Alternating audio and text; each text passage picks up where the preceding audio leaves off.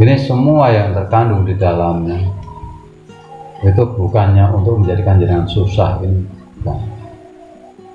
Tapi justru untuk menuntun diri kita semua ini agar berakhlakul karimah dengan baik, beribadah kepada Allah dengan baik, lebih memahami mana yang hak dan mana yang batil.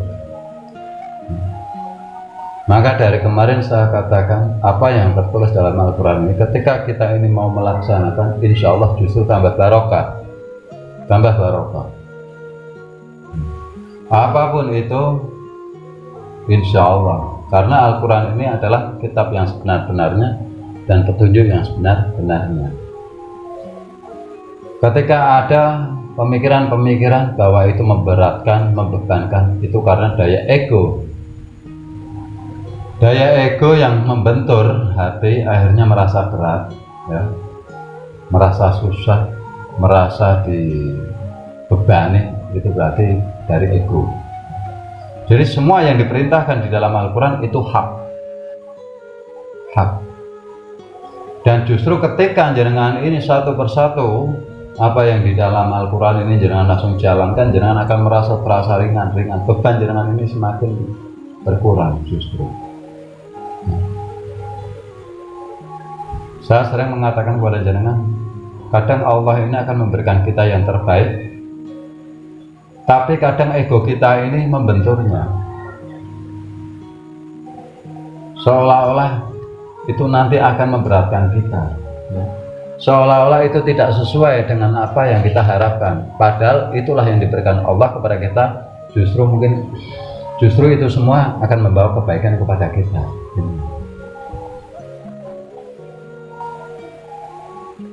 Jangan gunakan ego, tapi gunakanlah hati. Dengan ketika menggunakan ego, sudah tidak akan bisa menjalani sepenuhnya Al-Quran ini.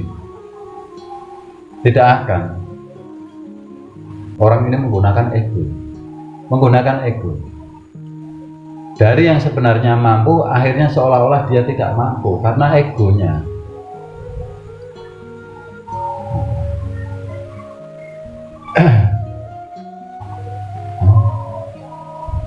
Maka di surat kemarin sudah dikatakan kebanyakan manusia ini membantah. Memang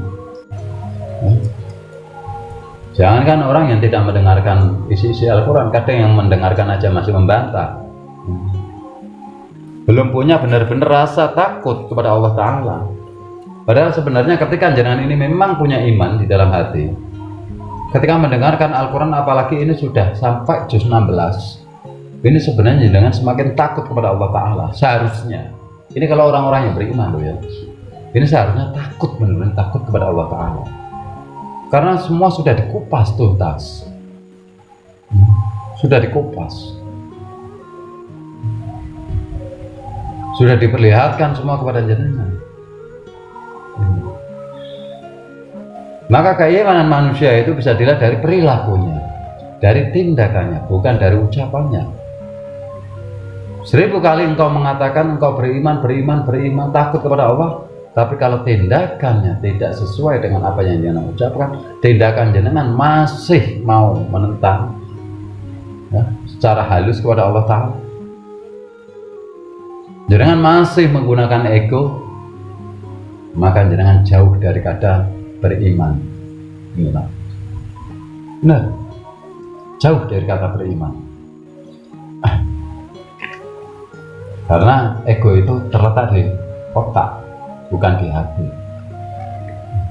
Kalau jenengan mau melakukan segala sesuatu menggunakan otak, maka akan jauh daripada kerahmatannya Gusti Allah. Ketika jenengan selalu menggunakan ego dan otak, maka apa? Jauh daripada kata beriman. Jenengan akan selalu menentang secara halus. 1000 alasan engkau akan ucapkan. Itulah otak. Karena alasan itu hanya ada di otak. Kalau hati tidak ada alasan.